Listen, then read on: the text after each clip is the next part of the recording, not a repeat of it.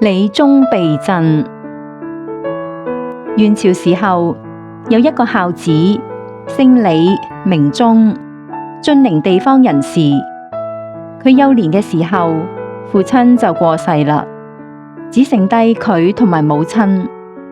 李宗服侍母親，非常嘅孝順。喺元成宗大德7年8月嘅時候，地方上發生咗罕見嘅大地震，有一座殉寶山發生大範圍嘅山體滑坡，震區內老百姓嘅房屋都倒塌啦。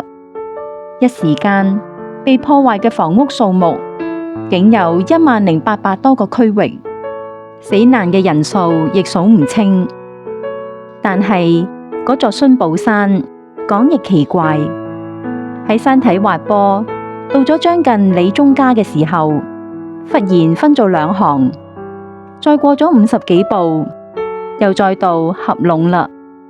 整個災區只有李宗嘅家安然無恙。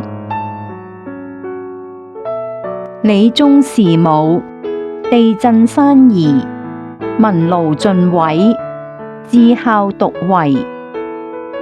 李宗，峻寧人，幼孤，弒母至孝。